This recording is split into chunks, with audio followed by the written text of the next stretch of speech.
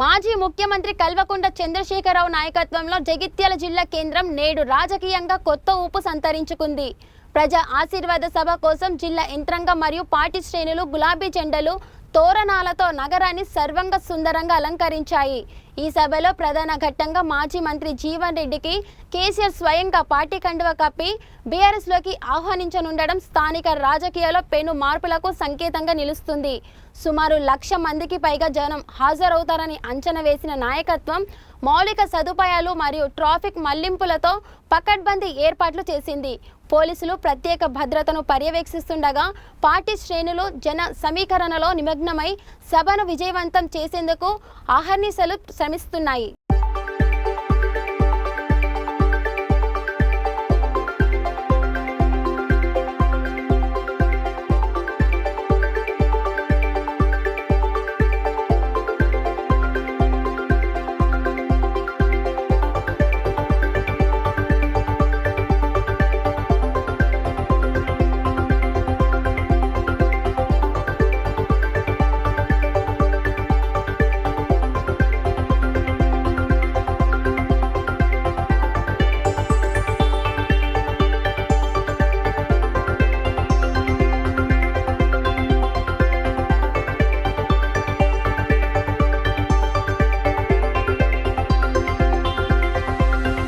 ఈరోజు పెద్ద ఎత్తున 1,00,000కు పైగా జనం ఇక్కడికి రాబోతా ఉన్నారు. ఎవరెన్ని మాటలు చెప్పినా, కాంగ్రెస్ వాళ్ళు ఎన్ని ఇబ్బంది వాతావరణం క్రియేట్ చేసినా, బస్సులు రాకుండా చేద్దామనే ప్రయత్నాలు చేసినా, రోడ్లు తవ్వినా, బ్యానర్లు చింపినా కేసీఆర్ గారు ప్రజల గుండెల్లో ఉన్నారు. ఈ కాంగ్రెస్ ప్రభుత్వం ఇచ్చిన అలివికాని హామీలు ఏవి కూడా ఈ రోజు ప్రజలకు అందిన పరిస్థితి లేదు. కాబట్టి ఖచ్చితంగా మళ్ళీ కేసీఆర్ గారు వస్తేనే మా బతుకులు బాగుపడతాయి, మా పిల్లలకు ఉద్యోగాలు వస్తాయి, మా చేనులలో నీళ్లు వారుతాయి, మా బతుకులలో వెలుగులు నిండుతాయి అని చెప్పేసి వృద్ధులకు పెన్షన్లు పెరుగుతాయి, ఆడబిడ్డలకు 2,500 వస్తాయి. ఇట్లా రకరకాలుగా దళితులకు కూడా దళిత బంధు ఇస్తూ 10 లక్షలు ఇస్తా అంటే లేదు మేము 12 లక్షలు ఇస్తా అని చెప్పిన ఈ కాంగ్రెస్ ప్రభుత్వం ప్రియాంక గాంధీ గారు ఇలా 10 లక్షలు కూడా ఇచ్చే పరిస్థితి లేదు. కళ్యాణ లక్ష్మి చెక్కులు అయితే అసలు పిల్లలు పుట్టిన తర్వాత 6 నెలలకు 8 నెలలకు పెళ్లి అయినాక 6 నెలలకు పిల్లలు పుట్టిన తర్వాత ఇచ్చే పరిస్థితికి వచ్చింది. ఇట్లా ఏది చూసినా కూడా విధ్వంసమైన రాజకీయ వ్యవస్థలో ఈ ప్రభుత్వం నడిపిస్తున్నారు. కాబట్టి ఖచ్చితంగా ప్రజలందరూ కూడా జగిత్యాల్లో ఇటు 40 ఏళ్ల సుదీర్ఘ అనుభవం ఉన్న జీవన్ రెడ్డి గారు ఈ రోజు ఈ పార్టీలో బీఆర్ఎస్ పార్టీలో చేరుతున్నారంటే దానికి అర్థం ఖచ్చితంగా Congress party next BRS party గెలుస్తుంది. కేసీఆర్ గారు ముఖ్యమంత్రిగా వస్తేనే మళ్ళీ ఈ రాష్ట్రం బాగుపడుతుంది, పెట్టుబడులు వస్తాయి, పరిశ్రమలు వస్తాయి, రాష్ట్రం ముందుకు సాగుతుంది. ఉన్న ఖ్యాతి మొత్తం దెబ్బతీస్తా ఉన్నాడు.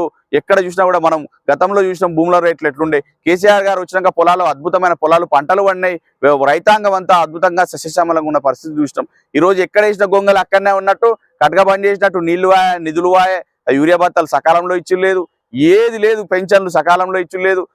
ఆఖరికి ఉద్యోగులు పాపం రిటైర్డ్ ఉద్యోగులు ఉంటే ఏదో రిటైర్డ్ ఉద్యోగులు ఉద్యోగం రిటైర్డ్ అయిన తర్వాత 4 రూపాయలు వస్తే ఇంత బిడపెయిన్లో లేకపోతే ఇంత ఇల్లు కట్టుకోవడం ఇంత బతుకుదామనే పరిస్థితుల్లో కూడా వాళ్ళకు వచ్చే పెన్షన్ పైసలు కూడా ఇయ్యలేని పరిస్థితుల్లో ఈ ప్రభుత్వం ఉందంటే ఎంత దిగజారిన పరిస్థితుల్లో ఈ ప్రభుత్వం ఉందో చూడాలి. ఇలా సంజయ్ కుమార్ గారు అంటారు పార్టీ మారడం అభివృద్ధి కోసం అని. ఇలా జగిత్యాల్లో ఏం అభివృద్ధి చేసిరని చెప్పి మేము ప్రశ్నిస్తా ఉన్నాం. ఆడబిడ్డలకు 2,500 ఇచ్చినావయ్యా, పింఛన్లు పెంచిరాయా? ఈ జగిత్యాల్లో 2 లక్షల ఉద్యోగాలు ఇస్తా అని చెప్పిన అన్న ప్రభుత్వం కాంగ్రెస్ ప్రభుత్వం మరి ఎంతమందికి ఇక్కడ ఉద్యోగాలు ఇచ్చి రోజు చెప్పాలని చెప్పి సంజయ్ కుమార్ గారిని అడుగుతా ఉన్నాం. సంజయ్ కుమార్ గారు దయచేసి ఇప్పటికైనా కూడా ఆ కాంగ్రెస్ వాళ్ళ మాటలు నమ్మి ఇలా మీరు ఆల్రెడీ మోసపోయారు, వాళ్ళది వైపే తిరిగిపోయారు. కానీ ఈ రోజు జీవన్ రెడ్డి గారి రాక ఇక్కడ జగిత్యాలనే కాదు, ధర్మపురి, కొరుట్ల, వెములవాడ, చొప్పదండి, పెద్దపల్లి వరకు కూడా విస్తరించి పెద్ద ఎత్తున బీఆర్ఎస్ పార్టీ నాయకులను గెలిపించే దిశగా పరిస్థితులు ముందుకు సాగుతున్నాయని తెలుస్తాం. జగిత్యాల్లో జరుగుతున్న ప్రజా ఆశీర్వాద సభకు విచ్చేస్తున్న కేసీఆర్ గారికి స్వాగతం, సుస్వాగతం. జగిత్యాల నియోజకవర్గంలో ఈ జరుగుతున్న సభకి 1,00,000కు పైగా ప్రజలు రావడానికి సిద్ధంగా ఉన్నారు. ఎందుకంటే ఈ 2.5 సంవత్సరాల రేవంత్ రెడ్డి గారి రాక్షస పాలనలో ప్రజలు విసిగెత్తిపోయి ఎప్పుడెప్పుడు రేవంత్ రెడ్డి పోవాలి, కేసీఆర్ రావాలనే ఆలోచనతోటే అట్టడుగు వర్గాల నుంచి ఉన్నత వర్గాల వరకు ప్రతి ఒక్కరికి అదే ఆశతో వేచి చూస్తున్నారు. ఎందుకంటే ఈ ప్రభుత్వం వస్తే ఏదో చేస్తుంది, కేసీఆర్కి మించి మంచి పనులు చేస్తారనే ఆలోచనతో ఆశపడి ప్రజలు మోసపోయినారు. ఈ మోసగారి ప్రభుత్వాన్ని ఎండగట్టడానికి ప్రజలు కూడా సిద్ధంగా ఉన్నారు. ఈరోజు గత వారం రోజులుగా ఇక్కడ జరుగుతున్న సభ ఏర్పాట్లు చాలా బ్రహ్మాండంగా 1,00,000 మందికి వెల్కమ్ చెప్పేటట్టుగా సభ ఏర్పాట్లు జరిగినాయి. ఖచ్చితంగా ఈ రోజు సాయంత్రం 5:30కు కేసీఆర్ గారు వచ్చి 7:30 వరకు ఇక్కడే టైం స్పెండ్ చేస్తారు కాబట్టి వచ్చే ప్రజలందరూ కూడా పెద్ద ఎత్తున వచ్చి పాల్గొనని విజయవంతం చేయాలని విన్నపం.